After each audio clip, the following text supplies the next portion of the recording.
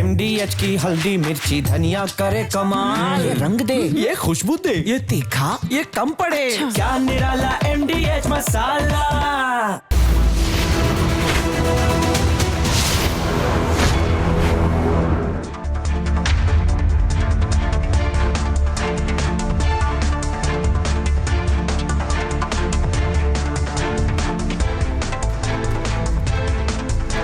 नमस्कार, बहुत स्वागत है आपका। आप देख रहे हैं देश का नंबर 1 न्यूज शो, ये भारत की बात है और मैं हूं आपके साथ मृदुल शर्मा। होगी देश की हर बात, दिखाएंगे आपको देश और दुनिया की तमाम बड़ी खबरें। दर्शकों, खबरों की शुरुआत करेंगे, लेकिन सबसे पहले आपको एडवांस में अंग्रेजी नववर्ष की शुभकामनाएं देते हैं और आपको बताते हैं 2026 आ गया है। कहां कहां पर आतिशबाजी हुई है, वेलकम क्या है, तस्वीरें आपको दिखा देते हैं। दिखाइए जरा, ये आप देखिए, न्यूजीलैंड के ऑकलैंड में वेलकम क्या है, फुल फ्रेम दिखाइए तस्वीर को।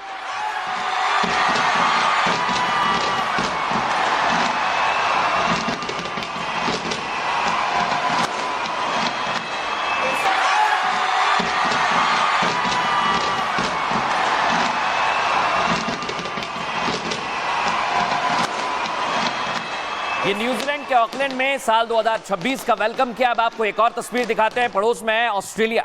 ऑस्ट्रेलिया के सिडनी में भी जबरदस्त आतिशबाजी की गई, आप भी देखिए।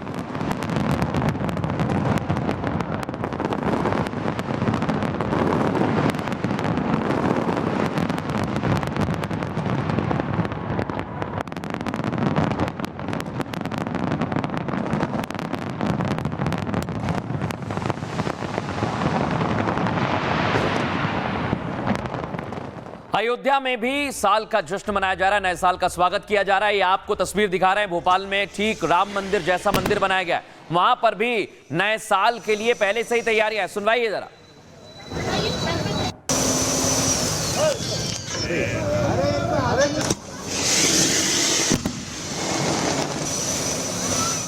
और ये आपको दिखाते हैं बनारस की तस्वीर, 2025 की आखिरी गंगा आरती की है दशाश्वमेध घाट पर और अंग्रेजी नववर्ष का स्वागत किया है। देश में सुख समृद्धि की कामना की गई है।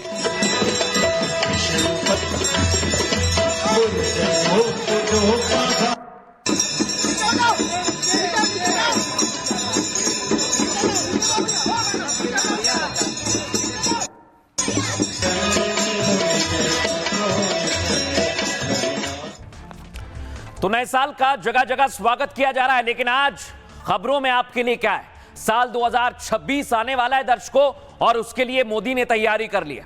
मोदी का स्पेशल 26 प्लान, यह ऐसा प्लान है कि पाकिस्तान में बैठे आतंकी शहबाज और मुनीर अभी से कांपने लगा है।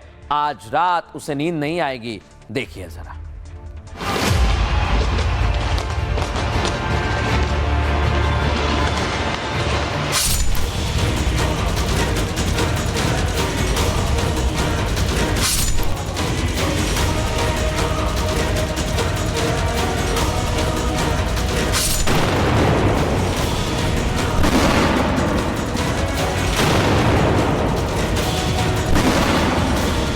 हर आतंकी जान चुका है कि हमारी बहनों बेटियों के माथे से सिंदूर हटाने का अंजाम क्या होता है। जब पाकिस्तान में भारत की मिसाइलों ने हमला बोला तो आतंकी संगठनों की इमारतें ही नहीं, उनका हौसला भी थर्रा गया। ऑपरेशन सिंदूर समाप्त नहीं हुआ है। ऑर्डर तो बदल सकते हैं, क्या पता कल को सिंध भारत में फिर से वापस आ जाए। कोई भी हिमाकत करेगा तो उसको उतनी ही मजबूती के साथ जवाब देने का काम नरेंद्र मोदी जी करें। अब आतंकियों की बची खुची जमीन को भी मिट्टी में मिलाने का समय आ गया है। दर्शकों, आपको बता दूं मैं, 2025 में पीएम मोदी का और भारत का एक प्लान छूट गया है, पूरा नहीं हुआ है। वो है ऑपरेशन सिंदूर। और अब 2 घंटे बाद कि ऑपरेशन सिंदूर पार्ट 2 लॉन्च करने के लिए पूरा प्लान तैयार हो चुका है, क्योंकि ये दावा अमेरिका में किया है, लेकिन ये प्लान बहुत घातक होगा। इसके बारे में आगे आपको जानकारी दूंगा।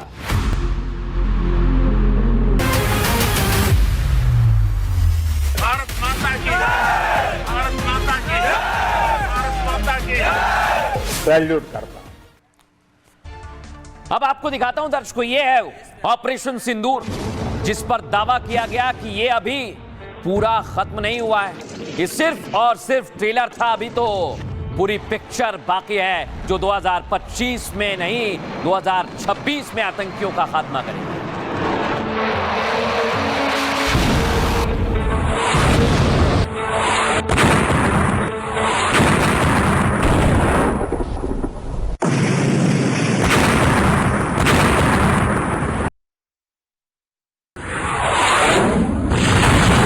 और 2026 में प्लान कैसा होगा, पीएम मोदी ने भी बता दिया है। सुनिए जरा।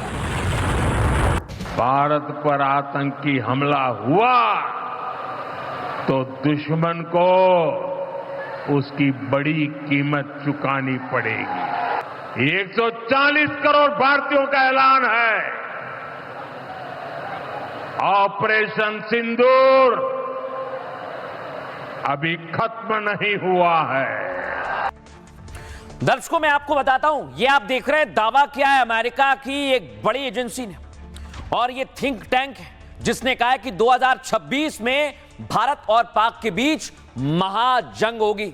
ये जंग ऐसी होगी जिसमें पाकिस्तान पूरी तरह से खत्म हो जाएगा, घुटनों पर आ जाएगा। जो बची खुशी जमीन है वो भी पाकिस्तान की खत्म हो जाएगी। और ये तो दावा किया है दर्शकों अमेरिका ने, लेकिन इस पर भारत कैसे मोहर लगा रहा है दिखाता हूं आपको। इंडियन आर्मी ने पूरी तैयारी कर ली है। पहले आपको इंडियन आर्मी की तैयारी क्या है वो दिखाता हूं, दिखाइए जरा।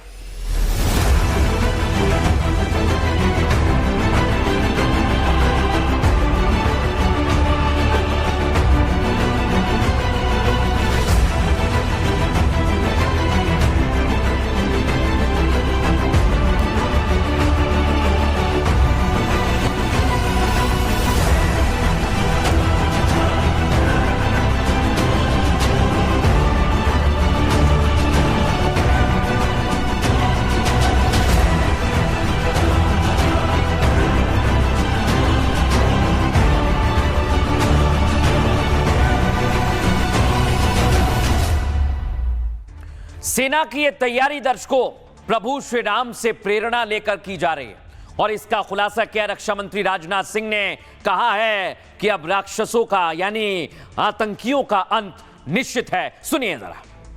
बहनों, जैसे राम का लक्ष्य रावण का संहार नहीं बल्कि अधर्म का अंत था, हमारा भी वही लक्ष्य था कि हम आतंकियों और उनके आकाओं को सबक सिखाकर आएंगे, और हमने बहनों भाइयों बस यही किया। लेकिन साल 2025 में दर्शकों कोई भारतीय इस तस्वीर को नहीं भूलेगा। आप भी नहीं भूले होंगे। जब जब ये तस्वीर सामने आएगी तब तब आपको पता चलेगा कि कैसे धर्म पूछ कर मारा गया था। लेकिन उन आतंकियों को अभी सबक सिखाया है, उनके आका अभी बाकी हैं, उनका खात्मा भी 2026 में होगा दर्शकों। और अब मैं आपको बताता हूं, पाकिस्तान भी, ये देख रहे हैं आप तस्वीर, ऑपरेशन सिंदूर भूला नहीं होगा। जो पहलगाम का बदला था, लेकिन वो बदला अभी पूरा नहीं हुआ है। जो आका हैं जिन्होंने आतंकियों को तैयार किया है वो अभी बाकी हैं, और हिंद के जाबाजों ने उन्हें कैसे सबक सिखाया था 2025 उसका गवाह बना है। लेकिन दर्शकों आपको एक और तस्वीर दिखाता हूं मैं। देख रहे हैं आप, इस बार तैयारी हाईटेक है। इस बार भारतीय सेना की तैयारी ऐसे है कि बाल भी बाका नहीं होगा।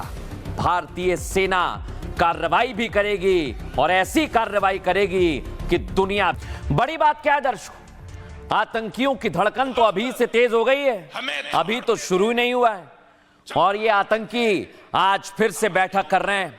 लेकिन मैं कहना चाहता हूं, भारत ने 2026 में ऐसी तैयारी की है जिसकी जानकारी अमेरिका को भी है, और अमेरिका जानता है कि इस बार आतंकियों को रेजा रेजा कर दिया जाएगा।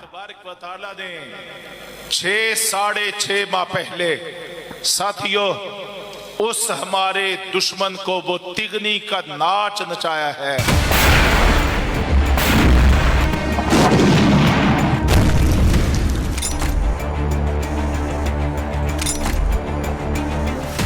ऑपरेशन सिंदूर अभी खत्म नहीं हुआ है। 2025 की आखिरी रात पाकिस्तान में खौफ की रात है, क्योंकि कल का सूरज उगेगा तो पाकिस्तान पर मोदी का स्पेशल 26 वाला कहर बरसेगा, जिस पर अमेरिका ने भी मोहर लगा दी है। जो ऑपरेशन सिंदूर 2025 में स्थगित कर दिया गया है, उसकी अगली श्रृंखला 2026 में होगी। यानी 2025 की अधूरी शपथ मोदी 26 में पूरी करेंगे।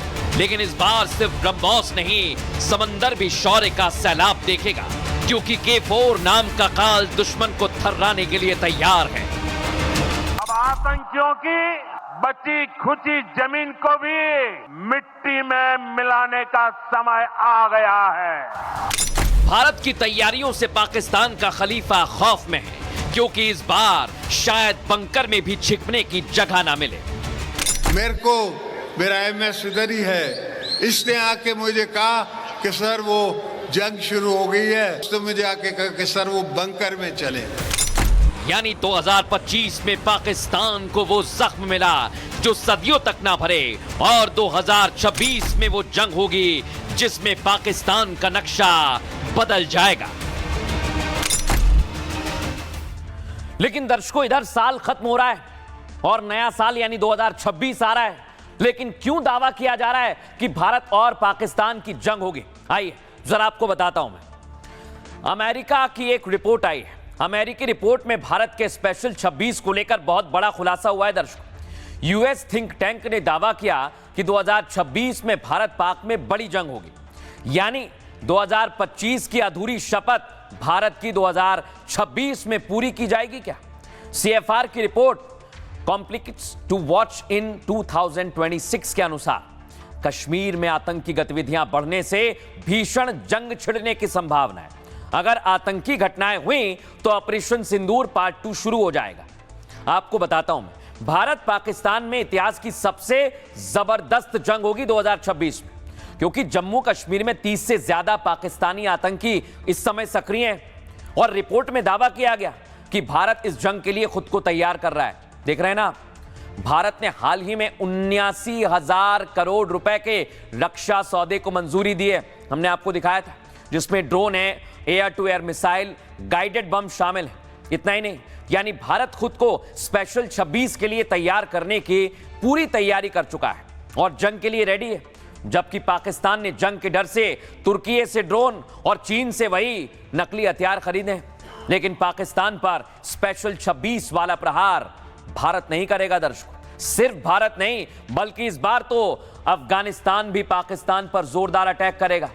और आपको बताएं, अमेरिकी CFR की रिपोर्ट में दावा किया गया है, क्या शायद इसलिए पीएम मोदी ने कहा था ऑपरेशन सिंदूर अभी खत्म नहीं हुआ है, यानी अभी और ज्यादा तगड़ा ऑपरेशन बाकी है। सुनिए जरा इसको लेकर किस तरह की हमारी तैयारी, सुनवाता हूं आपको। युद्ध के बीच में भी राम मर्यादा नहीं छोड़ते, और रावण जब निहत्था होता है, जब रावण निहत्था होता है तो हमारे राम युद्ध को स्थगित कर देते हैं। ऐसे हैं मर्यादा पुरुषोत्तम भगवान राम। राम जानते हैं कि मर्यादा टूटे, राम जानते हैं मर्यादा टूटे तो विजय भी पराजय बन जाती है। ऐसे हैं हमारे राम। ऑपरेशन सिंदूर के दौरान भारत ने भी भगवान राम की इसी मर्यादा का पालन किया है। जैसे राम का लक्ष्य रावण का संहार नहीं, बल्कि अधर्म का अंत था, हमारा भी वही लक्ष्य था कि हम आतंकियों और उनके आकाओं को सबक सिखा कर आएंगे, और हमने बहनों भाइयों बस यही किया। और दर्शकों, ये बात कोई हवा में नहीं की जा रही, ये आपको कोई नहीं बता रहा होगा, मैं बता रहा हूं, क्योंकि मेरे पास जानकारी है दर्शकों। ये अमेरिका की जो रिपोर्ट आई है वो क्यों आई है कि जंग होगी, क्योंकि दर्शकों मुनीर के कुछ पाले हुए आतंकी हैं जिसमें ये मीटिंग कर रहे हैं दर्शकों, और ये आतंकी वजह बनेंगे भारत पाक जंग की। लेकिन इन आतंकियों का चेहरा आपको दिखाता हूं और ये मीटिंग करके क्या कह रहे हैं जरा वो भी सुनवाता हूं। सुनवाइए जरा। अल्लाह ने जो मुझे बसीरत और समझ अता फरमाई है, मैं उसकी बुनियाद पर कहता हूं, अगरचे हमारा दुश्मन हमसे 7 गुना बड़ा दुश्मन है, लेकिन उसको जख्म और चरके और घाव अल्लाह ने ऐसे लगा दिए आइंदा 50 साल गुजर जाएंगे, हिंदुस्तान हमारे ऊपर हमला करने की जुर्रत नहीं करेगा। अब दर्शकों मैं आपको बताता हूं, जब आतंकी आते हैं भारतीय सेना तो तैयार है, लेकिन आप भी भारतीय हैं, आपको भी तैयार रहना है। और इसलिए आज ये तस्वीर आपको दिखाता हूं दर्शकों, ये देखिए आप, बाकायदा ट्रेनिंग दी जा रही है जम्मू कश्मीर में। और कैसे जम्मू में ये ट्रेनिंग हुई है देखिए जरा। पहले आपको दिखाता हूं गश्त करने का पूरा तरीका बताया सेना ने, सुनिए जरा। ये मैगजीन कैच होता है, ये वाला, इस कैच को दबाना है और इसको सीधा निकाल देना है। इसको ही करेंगे, इसको थोड़ा सा थोड़ा जोर से प्रेस कीजिए आप। इसको हथियार को सीधा रखो, देखो यहाँ रखो, ऐसे रखो, एक हाथ से यहाँ पकड़ो, हाँ निकल गया। अभी बाकी जो कार्रवाई बताइए उसको कीजिए। एक दूसरे का अपोजिट, हाँ थोड़ा एक दूसरे टच हो जाओ, कमर टच करो एक दूसरे का थोड़ा, ये बिल्कुल बहुत बढ़िया।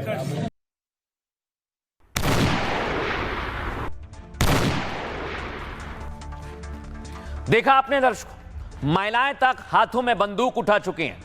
और ये भारत की महिलाएं हैं क्योंकि आतंकियों को सबक सिखाना हर भारतीय जानता है। और इस बार इसीलिए पूरी तैयारी है। आइए जरा मैं आपको बताता हूं कैसी तैयारी इस बार है। मैच 2 घंटे बाद भारत का स्पेशल 26 एक्टिवेट हो जाएगा।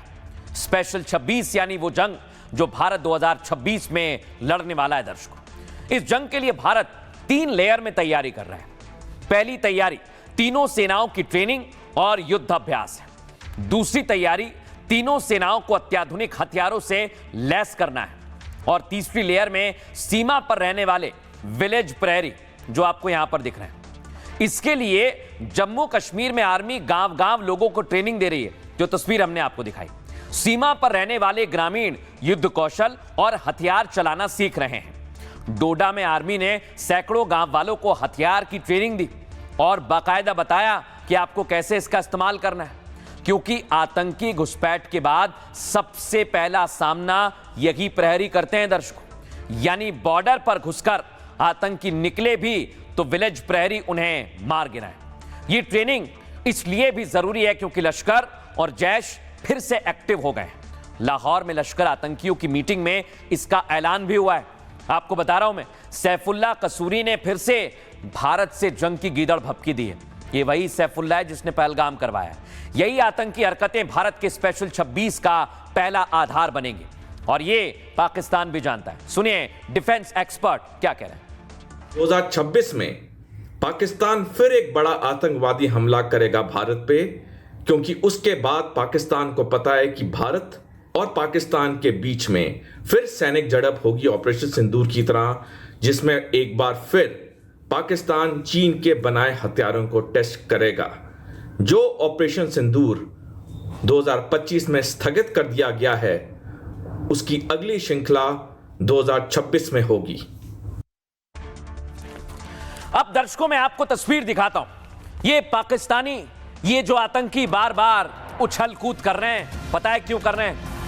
यह है उसकी वजह, क्योंकि भारत ने पूरी तैयारी कर ली है और इन्हें डर है कि इनका हर मंसूबा नाकाम करेगी भारत की सेना, हिंद की सेना। देखिए तैयारी भारत की।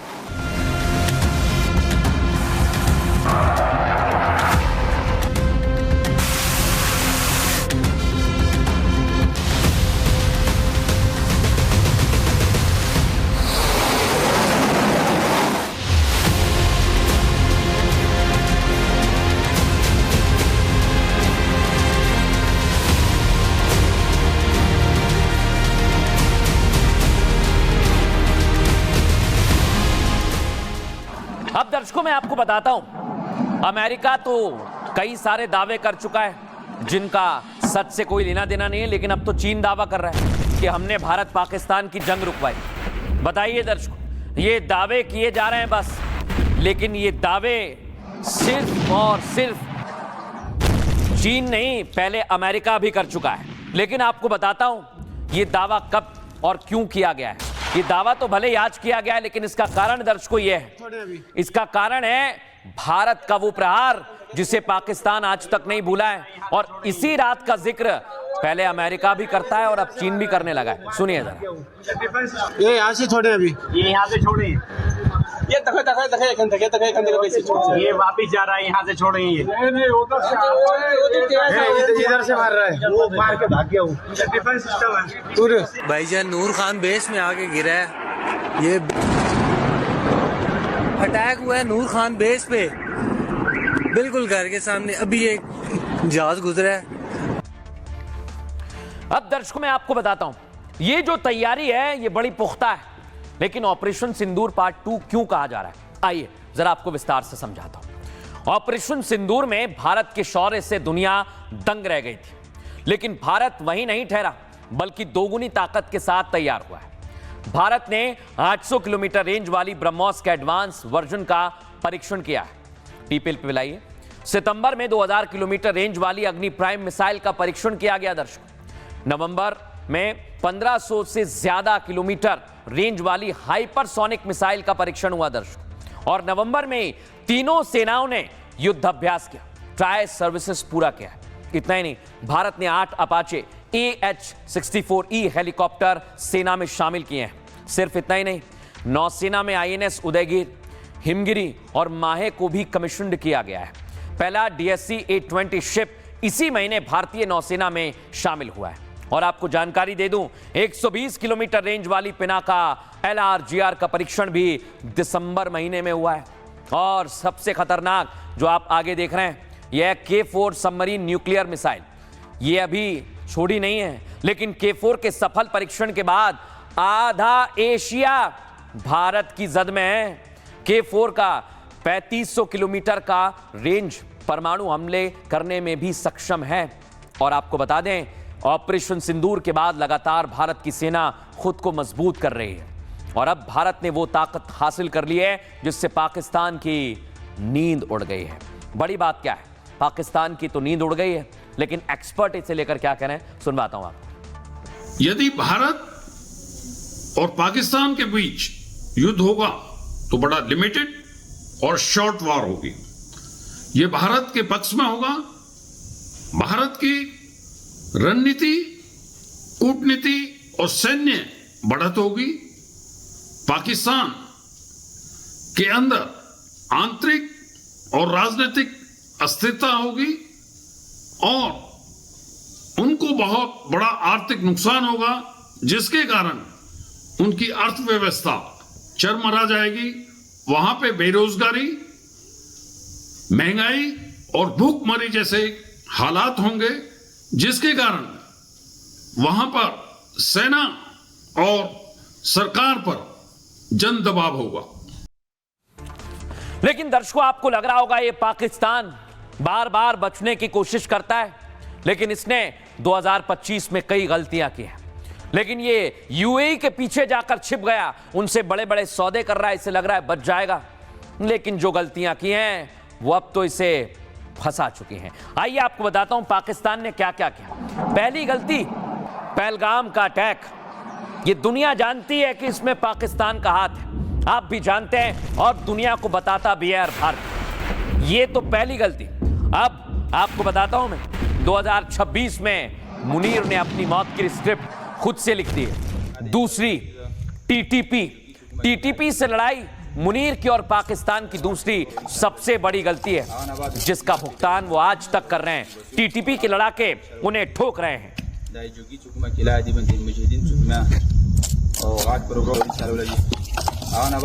अब दर्शकों तीसरी गलती आपको बताता हूं, अफगानिस्तान से पंगा लिया और अफगानिस्तान ने पाकिस्तान में क्या किया, घुसकर मारा।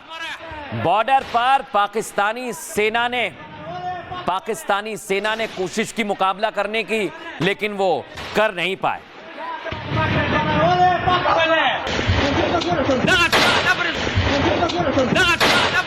और चौथी और सबसे बड़ी गलती है, ये फेल्ड फील्ड मार्शल मुनीर, ये CDF बन गया वहां का, यानी इसने वहां पर सबसे ज्यादा शक्ति हासिल कर ली है। और ये पाकिस्तान की गलती नंबर चौथी। लेकिन आखिरी गलती आपको बता रहा हूं मैं, ये पाकिस्तान के लिए सिर्फ और सिर्फ ताबूत में आखिरी कील होगी। आइए आपको बताता हूं, ये देखा यहां, खलीफा से पंगा ले लिया है, यानी यूएई की गोद में जाकर बैठा पैसे के लिए, और अब तो सऊदी भी पाकिस्तान के खिलाफ आ गया है और ये गलती पूरी तरह से पाकिस्तान को ले डूबेगी।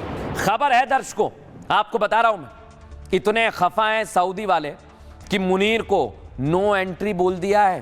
क्या कहा है, क्या दावे किए जा रहे हैं, सुनवाता हूं आपको। हम सऊदी लोग माफ तो कर देते हैं लेकिन भूलते नहीं। हम गुस्सा नहीं करते और अगर करते भी हैं तो बहुत दुख होता है।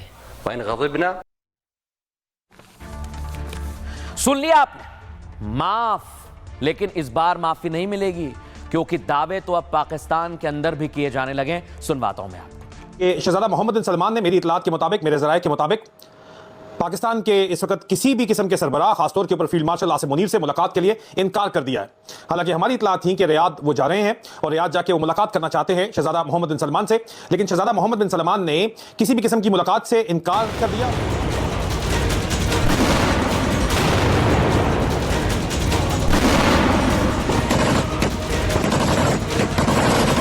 खलीफा को खफा कर मुनीर ने इतनी बड़ी गलती कर दी कि पाकिस्तान की 7 पीढ़ियां सऊदी का आक्रोश झेलेंगी। हम सऊदी लोग माफ तो कर देते हैं लेकिन भूलते नहीं। हम गुस्सा नहीं करते और अगर करते भी हैं तो बहुत दुख होता है। 2025 में पाकिस्तान ने 5 ऐसी गलतियां की कि आतंकिस्तान का सिर काला हो गया। अब तो सऊदी से मुनीर गेट आउट का आदेश भी जारी हो गया है कि शहजादा मोहम्मद बिन सलमान ने मेरी इतलात के मुताबिक, मेरे ज़राए के मुताबिक, पाकिस्तान के इस वक्त किसी भी किस्म के सरबराह, खासतौर के ऊपर फील्ड मार्शल आसिम मुनीर से मुलाकात के लिए इनकार कर दिया है। यानी दुनिया का खलीफा बनने चले पाकिस्तान ने गलती से असली खलीफा से पंगा ले लिया। सऊदी और यूएई नाम के हाथियों की जंग में मुनीर मेमने की तरह घुसा तो एक ही फटकार में जमीन पर आ गया। यानी 2026 में एक तरफ भारत मारेगा, दूसरी तरफ अफगानिस्तान, बचा एक रास्ता सऊदी। उसने तो 26 से पहले ही मुनीर की सुपारी निकाल दी है। अब दर्शकों मैं आपको बताता हूं, पाकिस्तान ने गलती कर दी है, लेकिन यह गलती उसके लिए ताबूत में आखिरी कील क्यों है, आइए जरा आपको विस्तार से समझाता हूं। यह आप देखें, 2025 ने जाते जाते मुनीर को चारों खाने चित कर दिया है। आप कहेंगे कैसे? पाकिस्तान की सबसे बड़ी मुश्किल अब सऊदी की नाराजगी है। खबरें यहां तक हैं कि सऊदी प्रिंस मुनीर और शहबाज से बेहद खफा हैं। नाराजगी की वजह है यूएई की पाकिस्तान में आवभगत। दरअसल 2 दिन पहले सऊदी ने यमन में बहुत बड़ा अटैक किया। अटैक यमन के यूएई समर्थित गुटों और उनके हथियारों पर था। अब यूएई ने यमन के विद्रोहियों को हथियार और गाड़ियों का जखीरा भेजा था, लेकिन डील तब हुई जब यूएई के प्रेसिडेंट पाकिस्तान में मेहमान बनकर आए थे। मीटिंग चल रही थी। राष्ट्रपति शेख मोहम्मद बिन जायद का पाक आना सऊदी अरब को खटक गया है, क्योंकि दोनों देशों के बीच यमन में एसटीसी के समर्थन पर तनाव चल रहा है। सऊदी को उम्मीद थी कि डिफेंस डील के तहत पाकिस्तान खुलकर साथ देगा, लेकिन मुनीर शहबाज ने चालाकी दिखाते हुए यूएई से भी रिश्ते मजबूत कर लिए हैं और इसलिए सऊदी को पाकिस्तान की दोहरी चाल नापसंद आई है और काफी दिक्कत होने लगी है। सुनिए जरा पाकिस्तान में क्या कहा जा रहा है। Salman, the crown prince of Saudi Arab ने इनकार कर दिया है मुलाकात से इस वक्त किसी भी किस्म के पाकिस्तानी रहनुमा से। इस वक्त टोटल गेम उलट हो गई है। गेम इस तरह उलट हो गई है कि DGISI भी, इसहाक डालर साहब की और उनके पुत्र भी और ये तमाम काबीना जो है ये लंदन तशरीफ लेके आ रही है हमारी इतलात के मुताबिक, और वो चाह ये रहे हैं, उनको पता चल गया है कि इस वक्त तमाम के तमाम की दौड़ें लगी हुई है। सब भागना चाहते हैं, इस वक्त सब पाकिस्तान से निकलना चाहते हैं, क्योंकि शहजादा मोहम्मद बिन सलमान शदीद तरीन गुस्से के अंदर है हमारी इतलात के मुताबिक, और कह रहे हैं कि चलो अब मैं तुम्हें करके दिखाता हूं कि मैं क्या कर सकता हूं। अब बड़ी बात क्या है दर्शकों, पाकिस्तान ने तो गलती कर दी है, लेकिन आपको बताता हूं इससे कितना असर पड़ रहा है। आइए जरा आपको समझाता हूं। सऊदी वर्सेस यूएई और बीच में फंस गया है पाकिस्तान, यानी मुनीर। ये तो इनकी आदत है दर्शकों, ये बीच में ही आते हैं। आपको अगली तस्वीर दिखाता हूं। इस अटैक से ठीक पहले पाकिस्तान में यूएई की एंट्री से सऊदी खफा हो गया, और यह है वो तस्वीर, यही है वो तस्वीर जब पाकिस्तान पैसे के लिए कहीं भी बिछने को तैयार है, कारपेट बनने को तैयार है। लेकिन अब आपको बताता हूं, अब सऊदी की फोर्स अलर्ट पर है और पाकिस्तान और मुनीर और शहबाज की धड़कन बढ़ी हुई है दर्शकों। क्यों बढ़ी हुई है, दिखाइए जरा तस्वीर।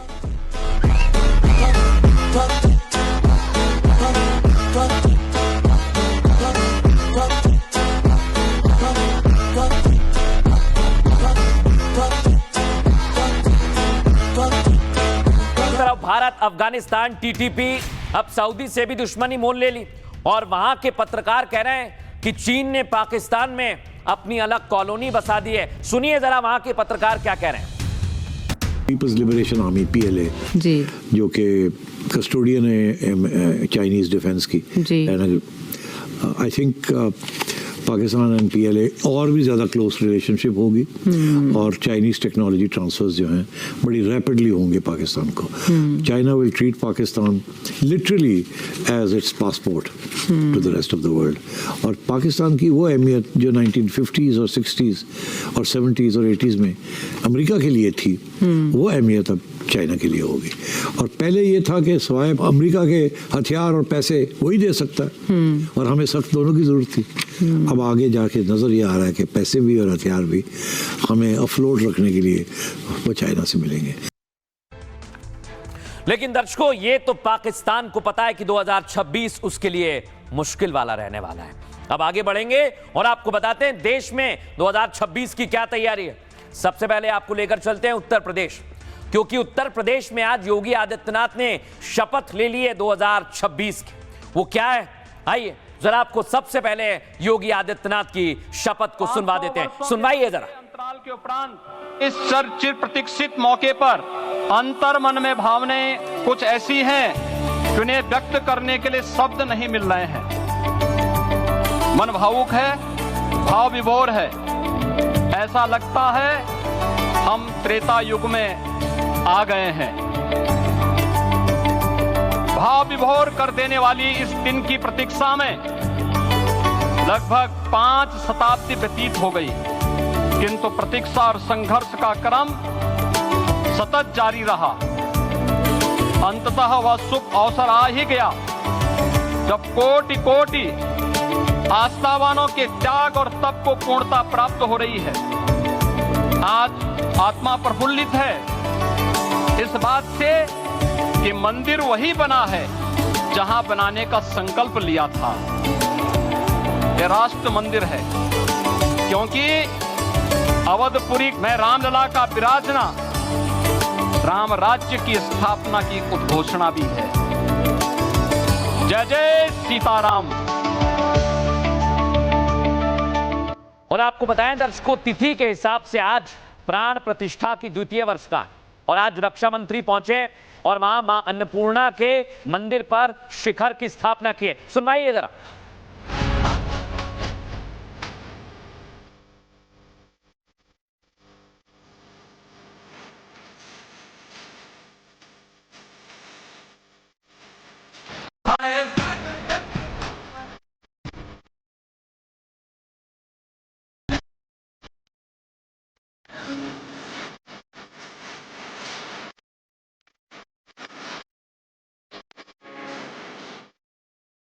ये तो दर्शकों धर्म का पथ है, लेकिन न्याय का पथ क्या कहता है यूपी में, ये मैं आपको दिखाता हूं। ये है जो आपके साथ गलत करेगा, योगी फोर्स उसका यही अश्व करेगी। 1 लाख के इनामी बदमाश को लंगड़ा कर दिया है, और जो अधूरा छूट गया 2025 में वो 2026 में पूरा किया जाएगा। ये बांदा की तस्वीर आपको दिखा रहा था, अगली तस्वीर दिखाता हूं हापुड़ की। दिखाइए, हापुड़ में भी यही चल रहा है।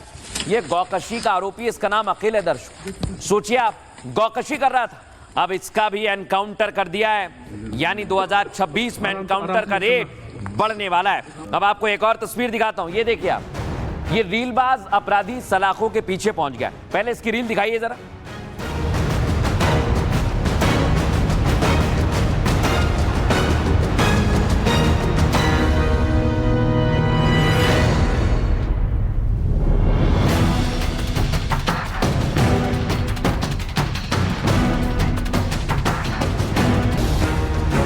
इसने रील बनाई और रील भी चुनौती देने वाली, लेकिन इसका क्या हश्र हुआ सलाखों के पीछे। लेकिन अब आपको एक और तस्वीर दिखा रहा हूं मैं यूपी में। बुरके में अगर आपको कोई दिखे तो आप चेक कर लेना, क्योंकि आप देख रहे हैं यहां क्या हो रहा है। वृंदावन में पहुंच गया एक शख्स बुरके में, ये राजस्थान से आया। लोगों को लग रहा था कोई महिला है, लेकिन सोचिए जरा, वो तो पुलिस की मुस्तैदी रही, इस अपराधी को गिरफ्तार किया गया। देखिए जरा बुरके में कैसे अपराध को अंजाम दे रहा था।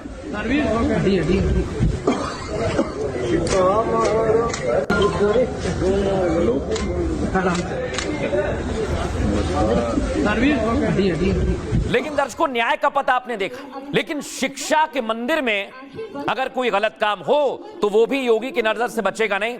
ऐसा ही हुआ दर्शकों, गाजीपुर के एक स्कूल में हिंदू बच्चों को उर्दू में प्रार्थना करवाई जा रही और इसका खुलासा हुआ तो स्कूल प्रबंधन योगी के निशाने पर आ गया।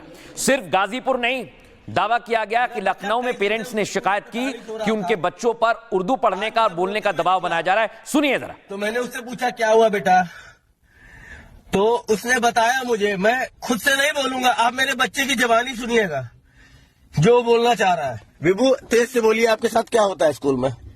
मैं अगर हिंदी बोलता हूँ तो मुझे बहुत मारते हैं स्कूल में, और मुझे उर्दू आती ही नहीं है, इसलिए मुझे मारा जाता है। और बोलते हैं कि अगर उर्दू नहीं सीखनी है तो अपने दूसरे स्कूल में चले जाओ जहाँ पे तुम लोग पहले पढ़ते थे।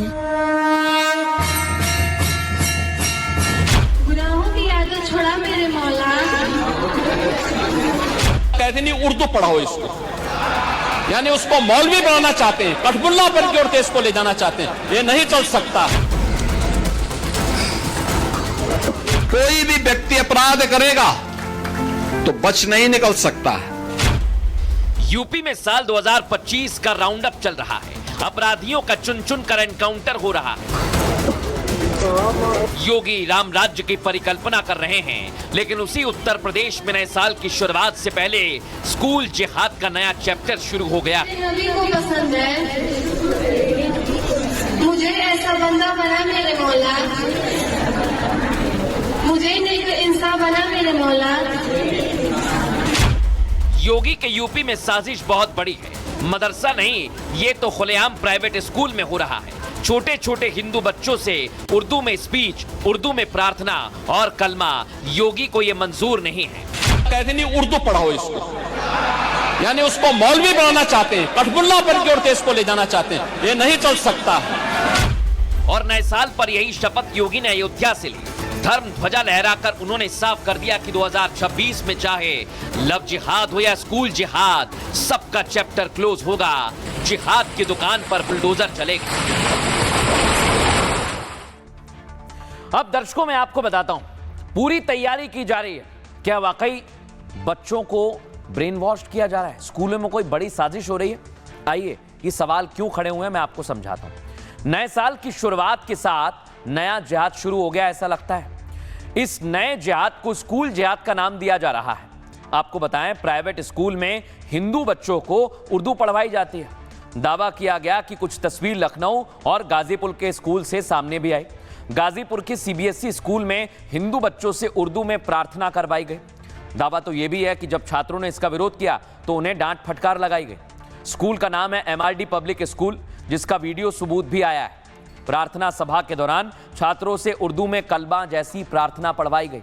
एक हिंदू छात्रा से यह प्रार्थना पढ़वाई गई, जिसे बाकी बच्चों ने दोहराया भी। इस सीबीएसई स्कूल के संचालक का नाम है धर्मेंद्र यादव। आपको बताएं, कुछ ऐसी घटना लखनऊ के एक प्राइवेट स्कूल में भी हुई है। और यहां पर 10 साल के एक हिंदू बच्चे से स्कूल में उर्दू बोलने के लिए कहा गया। यह बच्चा खुद उर्दू नहीं बोल पाता है, तो उसकी पिटाई कर दी गई। आप सोचिए जरा, स्कूल पर यह आरोप बच्चे के परिवार वाले, उसके पेरेंट्स ने लगाया है और बाकायदा वीडियो बनाया है। हालांकि सीएम योगी कह चुके हैं स्कूल में उर्दू पढ़ाने की जरूरत नहीं है। योगी ने कहा था कठमुल्लापन की ओर देश को नहीं जाने दे सकते हैं। यानी ऐसे में यूपी के प्राइवेट स्कूल में कलमा पढ़वाने पर विवाद छिड़ गया है और इस पर एक्शन होना चाहिए, यही मांग अब की जा रही है। मैं आपको सुनवाता हूं, इसे लेकर अधिकारी क्या कह रहे हैं, सुनिए जरा। गाजीपुर के मरदा थाना क्षेत्र के अंतर्गत MRD पब्लिक स्कूल है, जिसमें विद्यार्थियों द्वारा उर्दू में वंदना इत्यादि टाइप की कुछ चीजें का वीडियो संज्ञान में आया है। उसको देखा भी गया है।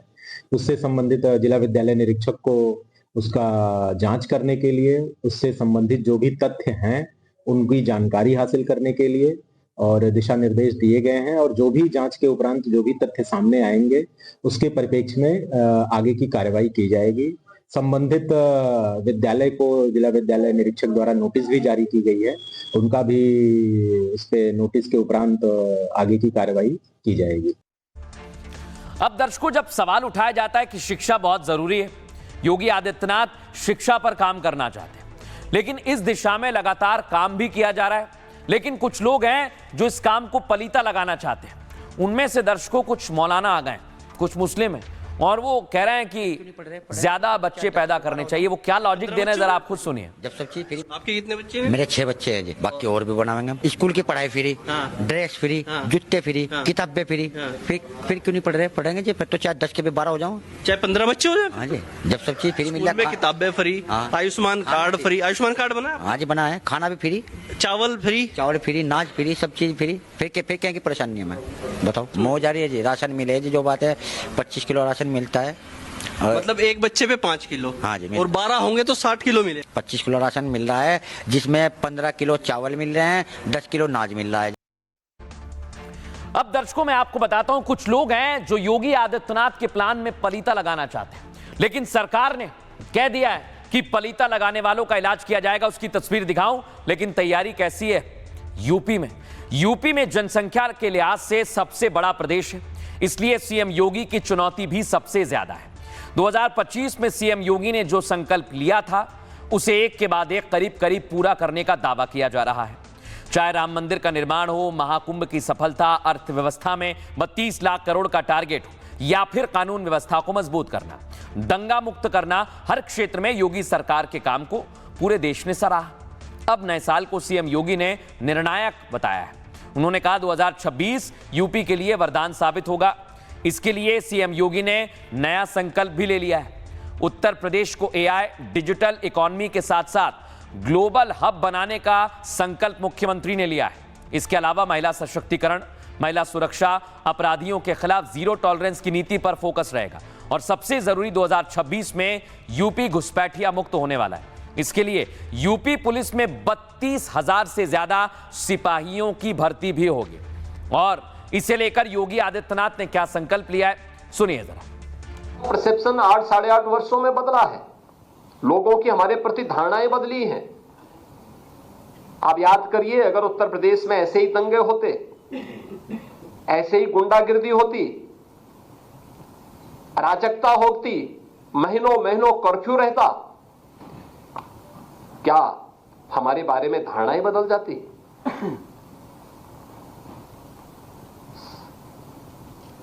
हमने उस धारणा को बदलने के लिए प्रयास किए।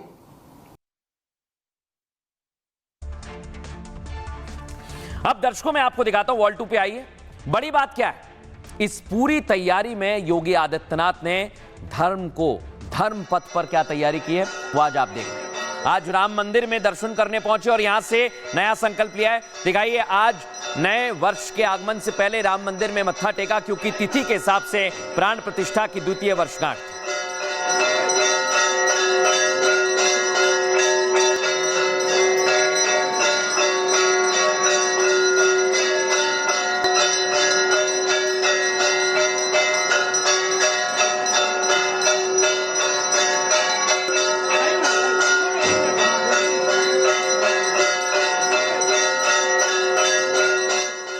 आज योगी आदित्यनाथ ने धर्म ध्वजा पर बहुत बड़ा बयान दिया है, वो तो आपको सुनना ही चाहिए। सुनवाइए जरा।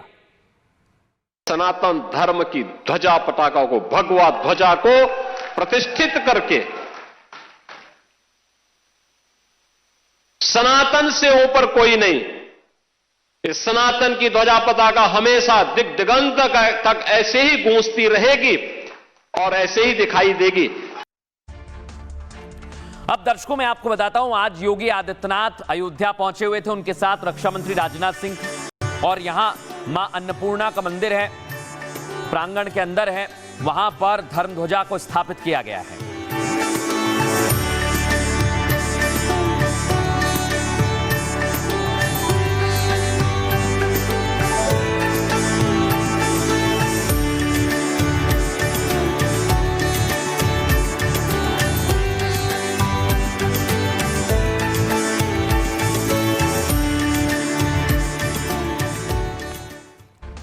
लेकिन दर्शकों मैं आपको बताता हूं, योगी आदित्यनाथ का सनातन पथ क्या देता है, क्या कहता है, और किस तरह की तैयारी योगी आदित्यनाथ ने की है। आइए जरा आपको विस्तार से बताते हैं। अयोध्या से योगी आदित्यनाथ ने पूरे देश को बहुत बड़ा संदेश दिया है।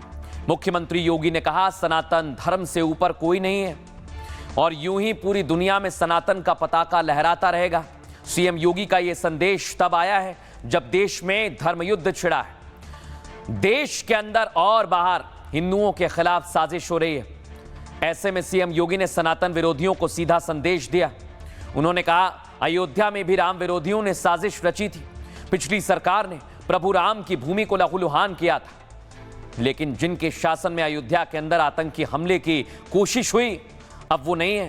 प्रभु की कृपा से बजरंग बली यहां की रक्षा करते हैं, यहां वो स्वयं स्थापित हैं। वहां तो भूत पिशाच निकट नहीं आवे, महावीर जब नाम सुनावे। यहां तो हनुमान जी स्वयं विराजमान हैं, फिर कैसे हमला हो सकता है? और इसीलिए योगी ने कहा कि इसकी सुरक्षा की जिम्मेदारी भी हमारी रहेगी, सनातन भी स्थापित रहेगा। सुनिए जरा। अयोध्या, जिसके नाम से यह एहसास होता है कि यहां कभी युद्ध नहीं हुआ, यानी कोई भी दुश्मन यहां के शौर्य से, यहां के वैभव से, यहां के पराक्रम के सामने कभी टिक नहीं पाया। लेकिन कुछ लोगों ने अपने निहित स्वार्थ से, मजहबी जनून और सत्ता की तुष्टीकरण की उस निकृष्टता में पड़ करके अयोध्या को भी उपद्रव और संघर्ष का एक अड्डा बना दिया था। सनातन से ऊपर कोई नहीं। इस सनातन की ध्वजा पताका हमेशा दिग दिगंत तक ऐसे ही गूंजती रहेगी और ऐसे ही दिखाई देगी। अब योगी आदित्यनाथ तो सनातन की बात कर रहे हैं और कई लोग हैं जो सनातन की तरफ आ रहे हैं, लेकिन दर्शकों, मौलाना उन्हें फतवा जारी कर रोक रहे हैं। और उनमें से एक है नुसरत भरूचा। ये फिल्मी सितारे हैं और उनमें से एक हैं, बड़ी बात यह कि एक्ट्रेस हैं, लेकिन इन्होंने आज मंदिर में दर्शन किए। दिखाइए जरा, ये आप देखिए। नए साल पर मंदिर में दर्शन के लिए बड़ी संख्या में भक्त पहुंच रहे हैं, श्रद्धालु पहुंच रहे हैं और जबरदस्त भीड़ है। हर व्यक्ति चाहता है कि भगवान के दर पर मत्था टेके। और इसी बीच एक्ट्रेस नुसरत भरूचा पहुंची उज्जैन महाकाल। ये आप देख रहे हैं, ये उज्जैन महाकाल का प्रांगण है, वहां वो पहुंची। लेकिन जैसे ही वो महाकाल में दर्शन करने गई, उनकी तस्वीर बाहर आई, फतवा जारी हो गया। आपको बताता हूं, आज उन्होंने भस्म आरती भी की है और ये तस्वीर आपको दिखा रहे हैं अंदर प्रांगण की, जहां वो नंदी हॉल के अंदर बैठी हुई है। देख रहे हैं आप। इसी को लेकर मौलाना चिढ़ गए और उन्होंने इसके लिए फतवा निकाल दिया है।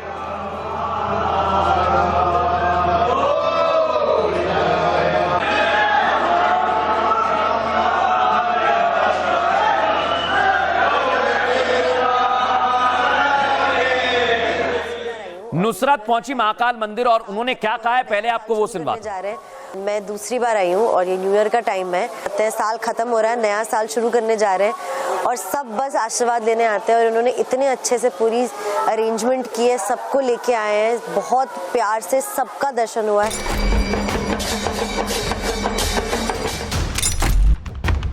मैं दिल से दूसरी बार आई हूँ, मेरा मन करता है बस अब आती रहूं हर साल। पूरी दुनिया नए साल का जश्न मना रही है। देश के मंदिरों में भक्तों का जन सैलाब उमड़ पड़ा है। सेलिब्रिटी भी मंदिर में मत्था टेक रहे हैं, लेकिन विवाद बॉलीवुड एक्ट्रेस नुसरत के महाकाल दर्शन पर शुरू हुआ है। दूसरी बार आई हूँ और ये न्यू ईयर का टाइम है और फिर भी दर्शन करने पहुंची हूँ और सबने बहुत ही प्यार से और बहुत ही संभाल के, नॉट जस्ट मुझे बट जितने भी भक्त आए आज। मजहब के ठेकेदारों की आंख में ये तस्वीर चुभने लगी है। आपत्ति होने लगी है, इस्लाम खतरे में पड़ गया है, सिर्फ इसलिए कि नुसरत भरूचा ने उज्जैन के महाकाल मंदिर में दर्शन क्यों किए, शिवलिंग पर जल क्यों चढ़ाया, भस्म आरती क्यों देखी। अब यही सवाल मौलाना उठा रहे हैं, नुसरत के खिलाफ फतवा जारी कर रहे हैं। उन पर शरीयत हुक्म लगाती है कि वो नुसरत भरूचा तौबा करें, इस्तिग़फ़ार पढ़ें और कलमा पढ़ें।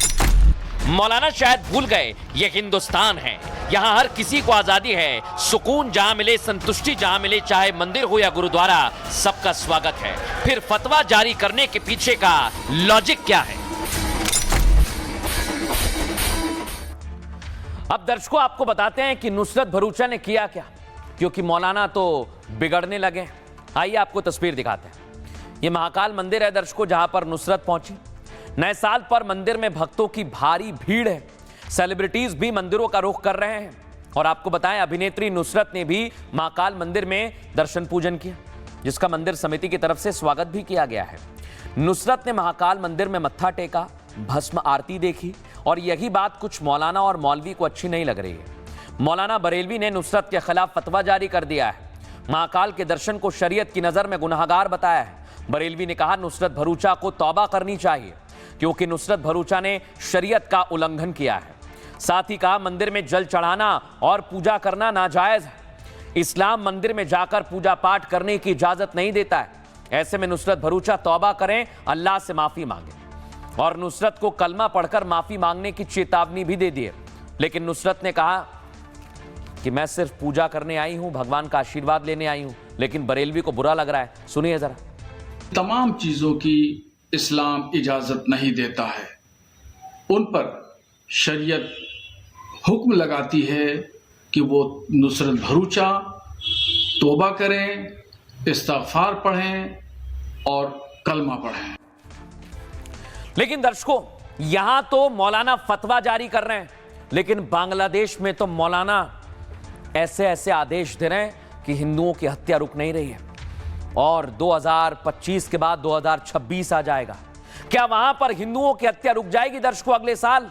यही तो सवाल है और इसकी जानकारी मैं आपको दे रहा हूं। लेकिन 2025 में क्या हुआ है?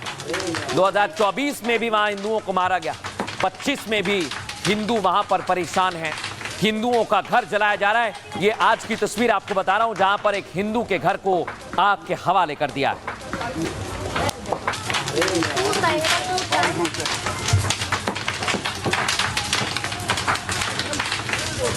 लेकिन दर्शकों, आज यहां भारत में छत्तीसगढ़ में विरोध हुआ है और जमात के खिलाफ नारे लगे। सुनवाइए जरा।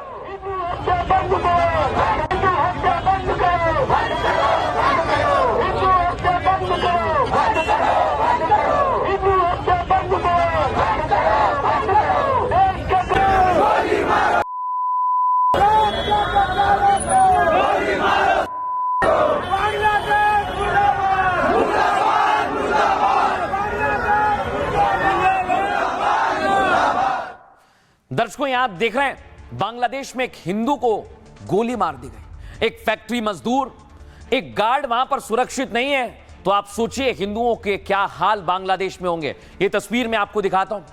18 तारीख, ज्यादा दिन नहीं बीते हैं जब दीपू को आग के हवाले कर दिया। कट्टरपंथियों ने मारा, पूरी दुनिया में इसकी चर्चा हुई। और उसके 6 दिन बाद अमृत मंडल को मार दिया। अमृत मंडल को भी ऐसे ही लिंचिंग करके मौत के घाट उतारा और अब एक और हिंदू की हत्या कर दी है।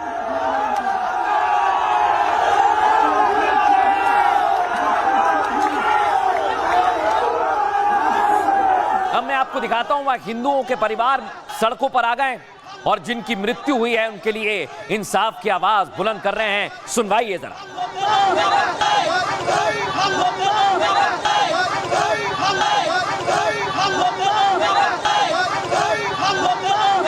কি বর্বরতা এই স্বাধীন দেশে, এই বর্বরতা কি হতে পারে? এই বাংলাদেশে আমরা হিন্দু বৌদ্ধ খ্রিস্টান সকলে সামাজিক সম্প্রীতি নিয়ে বসবাস করি। এটা কি বর্বরতা এই স্বাধীন দেশে, এই বর্বরতা কি হতে পারে? এই বাংলাদেশে আমরা হিন্দু বৌদ্ধ খ্রিস্টান সকলে সামাজিক সম্প্রীতি নিয়ে বসবাস করি। এটা কি বর্বরতা এই স্বাধীন দেশে, এই आपके प्रोटेस्ट भारत में लगातार आवाज उठ रही है।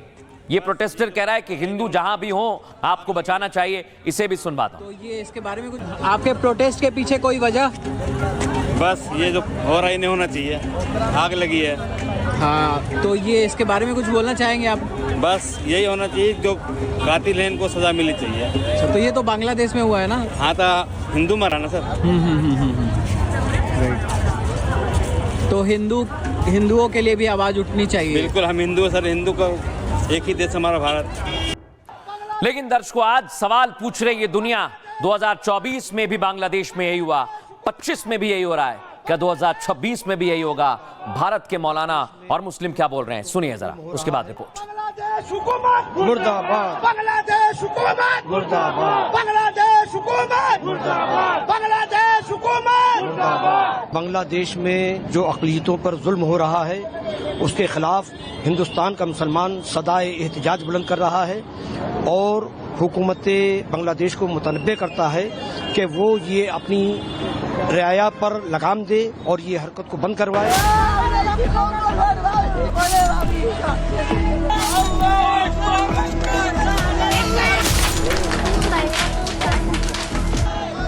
हिंदुओं पर जुल्म की पराकाष्ठा हो गई है। जमात अब कसाई बन चुका है। सत्ता की चाहत का मंसूबा शैतानी हो गया है। अत्याचारी ये भूल चुके हैं कि वक्त सबका इलाज करता है।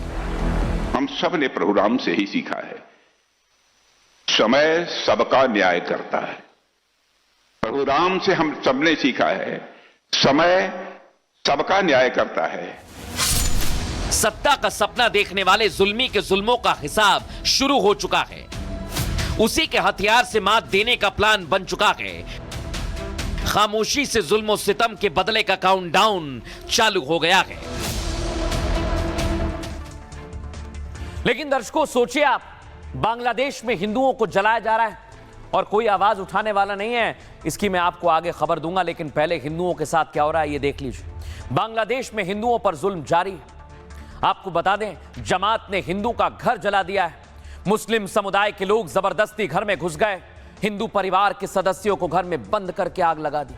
टीन की छत को तोड़ दिया। घर में बंद लोगों ने अपनी जान बचाई। और एक और बर्बरता हुई है दर्शकों, मेमनसिंह जिले में। यहां एक हिंदू की गोली मारकर हत्या कर दी है। ये वो नाम है विजेंद्र विश्वास। ये कपड़ा फैक्ट्री में सिक्योरिटी गार्ड था। पिछले 12 दिन में हिंदुओं की हत्या की ये तीसरी घटना है। इससे पहले 18 दिसंबर को दीपू को जिंदा जला दिया गया। 24 तारीख को अमृत मंडल की हत्या कर दी गई। दीपू चंद्र दास का परिवार अभी भी इंसाफ के लिए भटक रहा है। सड़कों पर उतरकर यूनुस सरकार से न्याय की गुहार लगा रहा है। बांग्लादेश में हिंदू अब खुद को असुरक्षित महसूस कर रहा है और बांग्लादेश के खिलाफ भारत आवाज उठा रहा है। भारत में विद्रोह हो रहा है। इस्लामिक कट्टरपंथ के खिलाफ भारत में प्रदर्शन हो रहा है। छत्तीसगढ़ के बिलासपुर में लोगों ने यूनुस सरकार का पुतला फूंका। पटना के गांधी मैदान में एक शख्स ने अनोखा विरोध प्रदर्शन किया। हिंदुओं के कातिलों को कड़ी से कड़ी सजा देने की मांग की। मुंबई में मुस्लिम समुदाय के लोग हिंदू सुरक्षा की मांग करते दिखे। बांग्लादेश सरकार को चेतावनी देते हुए दिखे।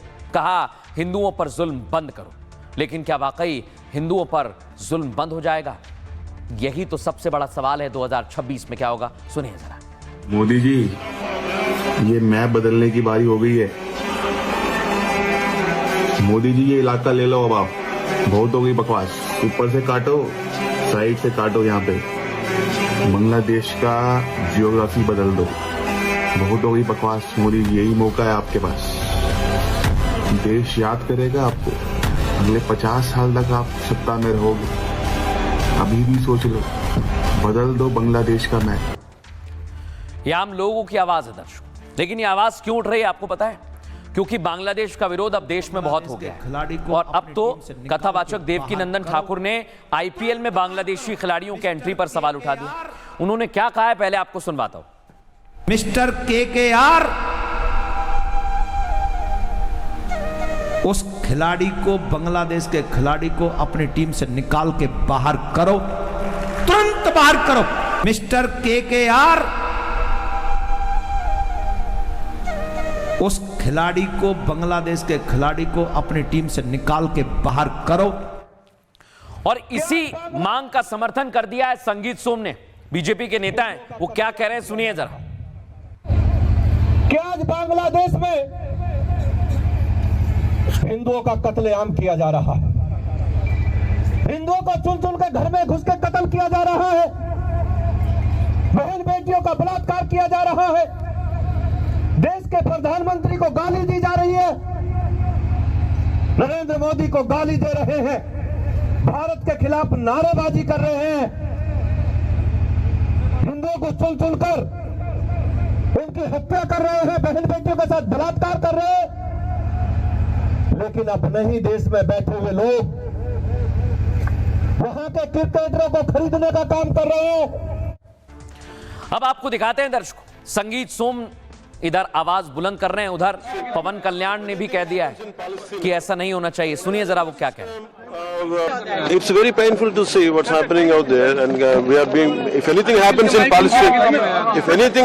Palestine, an entire ecosystem will echo their pain, whatever is happening. But when it happens in Bangladesh, no one responds. That's how. अब दर्शकों आपको बताएं क्या कुछ कहा जा रहा है तीनों की तरफ से, आइए जरा समझते हैं। आईपीएल में पाक की तरह बांग्लादेशी क्रिकेट बैन हुई, आवाज बुलंद होने लगी है। आपको बताएं आईपीएल में बांग्लादेशी क्रिकेटर को जगह क्यों दी गई, कथावाचक देवकी नंदन ने सवाल पूछा। हिंदुओं की भावनाओं को बार बार अनदेखा क्यों किया जाता है? कथावाचक ने कहा अगर सच में हिंदुओं से प्रेम है तो बांग्लादेशी क्रिकेटर को अभी टीम से बाहर किया जाए। इतना ही नहीं, उन्होंने कहा मिस्टर केकेआर शाहरुख खान की टीम में केकेआर, अगर ऐसा आपने नहीं किया तो फिर केकेआर की टीम का बहिष्कार किया जाएगा। बांग्लादेशी क्रिकेटर को केकेआर ने 9 करोड़ रुपए में खरीदा है। ये कौन है? बांग्लादेशी खिलाड़ी का नाम है मुस्तफिजुर रहमान। दर्शकों, आईपीएल 2026 में शाहरुख खान की केकेआर ने मुस्तफिजुर को खरीदा है। कथावाचक की मांग है और इसके बाद बीजेपी नेता संगीत सोम ने भी इसका समर्थन कर दिया है। उन्होंने कहा आईपीएल में बांग्लादेशी को खरीदना देश से गद्दारी है। मेरठ के सरदना से बीजेपी के एक्स एमएलए रह चुके हैं संगीत सोम, और इधर बांग्लादेश की घटना से पवन कल्याण भी दुखी हैं। पवन कल्याण डिप्टी सीएम है आंध्र प्रदेश के और बड़े स्टार हैं साउथ इंडस्ट्री के। उन्होंने भी हिंदुओं पर अत्याचार को पीड़ादायक बताया है। पवन कल्याण ने कहा अगर फिलिस्तीन में कुछ होता है तो आवाज उठती है, एक खास तबके से पूरे तंत्र को दर्द होने लगता है। जब बांग्लादेश में ऐसा होता है तो जुबान बंद हो जाती है। ऐसा क्यों होता है? सुनिए जरा उन्होंने क्या कहा है। हमने कहा था बांग्लादेश का कोई क्रिकेटर नहीं आना चाहिए, कहा था कि नहीं कहा था? बोले कहा था। हमने सर्च करवाया कि किस किस आईपीएल की टीम में बांग्लादेशी है। हमने यहां से जाके सर्च करवाया किस किस टीम में बांग्लादेशी है। एक बांग्लादेशी क्रिकेटर है, मात्र एक, जो आईपीएल में खरीदा गया है। और जानते हो किसने खरीदा है? यहीं रहता है तुम्हारी बंबई में, एक टीम का मालिक है वो। हमने सुना उसका प्रेम पाकिस्तान से बहुत है। अब दर्शकों आगे बढ़ें और आपको बांग्लादेश में बताते हैं भारत ने क्या तैयारी की है, भारत का प्लान क्या है।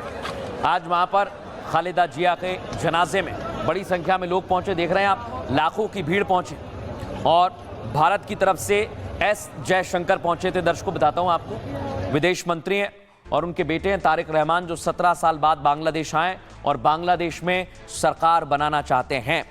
भारत की कूटनीति कैसी है दर्शकों? क्योंकि वहां पर हिंदुओं के लिए अगर आवाज बुलंद करनी है तो यही समय है। आपको बताता हूं भारत की तैयारी क्या है। बांग्लादेश में हिंदू की हत्या का बदला लेने का प्लान तैयार हो चुका है। पीएम मोदी ने बड़े कूटनीतिक अंदाज में इसके संकेत दिए हैं। विदेश मंत्री एस जयशंकर को खालिदा जिया के जनाजे में भेजा है। ये तस्वीर वहीं की है। पूर्व पीएम के बेटे तारिक रहमान से ढाका में एस जयशंकर की मुलाकात हुई है। तारिक को पीएम मोदी का पर्सनल लेटर भी एस जयशंकर ने सौंपा। ये वही दिखा रहे हैं हम आपको। दावा की लेटर पीएम मोदी के प्लान 26 का पहला कदम है और भारत यूनुस और उसकी जमात को सबक सिखाने वाला है। सिर्फ इतना ही नहीं, प्लान 26 लागू होने के लिए भारत के पास अभी समय है। खालिदा के बेटे तारिक रहमान ही एक मात्र ऑप्शन बचे हुए हैं। अभी भारत और हिंदुओं को लेकर बीएनपी का सुर भी बदल रहा है और खालिदा जिया की पार्टी बीएनपी सत्ता से कई सालों से दूर रही है। तारिक रहमान बांग्लादेश की बागडोर संभालना चाहते हैं और इसलिए सबकी रक्षा का प्लान जनता को बता रहे हैं। यूनुस भी तारिक की रैली में भीड़ देखकर सहम गए हैं और आज खालिदा जिया के जनाजे की भीड़ से भी वो सदमे में आ गए हैं। आप सुनिए इस पर फॉरेन एक्सपर्ट क्या कह रहे हैं। मेरा मानना है कि तारिक अब जो वापस आ गया है, पार्टी का नेतृत्व वो संभालेगा। जो पार्टी में उसके दुश्मन थे, जो बेगम साहिबा के दुश्मन थे, दुश्मन हर पार्टी में होते, जितना मर्जी मजबूत लीडर हो सकता है कि वो उसको स्वीकार करें या ना करें। वो खुद एक बहुत बड़ा जिहादी है, छोड़ के भाग गया था 2007 में। उसने माफ़ी मांगी थी, तब मौजूदा सरकार जो थी वो भी एक इंटरिम गवर्नमेंट थी, केयर टेकर कोई वहाँ पे था, चीफ एडवाइजर ने ऐसा कुछ था, तो उन्होंने पकड़ लिया कि जेल में डाल दिया था तारिक को, उसकी मां को, बेगम खालिदा जिया को और बेगम शेख हसीना। अब दर्शकों आगे बढ़ेंगे और बात करेंगे आज के सूत्र की। आज का सूत्र दर्शकों सभी के लिए है, आपके लिए है, सुनना चाहिए। सूत्र दिया स्वामी विवेकानंद ने। आज इस साल का आखिरी दिन है। ऐसे कई लक्ष्य होंगे जो पूरे नहीं हुए होंगे दर्शकों। ऐसे में आपको निराश नहीं होना है, बल्कि कोशिश करते रहना है। याद रखिए, कोशिशें हमेशा कामयाब होती हैं। नए साल में उसे पूरा करने का आप संकल्प लें। स्वामी विवेकानंद जी ने कहा है, एक रास्ता खोजो, उस पर विचार करो, उसी विचार को जीवन बना लें, उसके बारे में सोचें, उसी का सपना देखें। दिमाग, मांसपेशियां, नसें और अपने शरीर के हर अंग को उस विचार से भर दें। किसी दूसरे विचार के बारे में ना सोचें। सफलता का यही रास्ता है दर्शकों। इसलिए 2025 खत्म हुआ है, आप निराश ना हो। 2026 में सफलता जरूर मिलेगी। आप सभी को एडवांस में रिपब्लिक भारत की तरफ से हैप्पी न्यू ईयर। एक छोटा सा ब्रेक।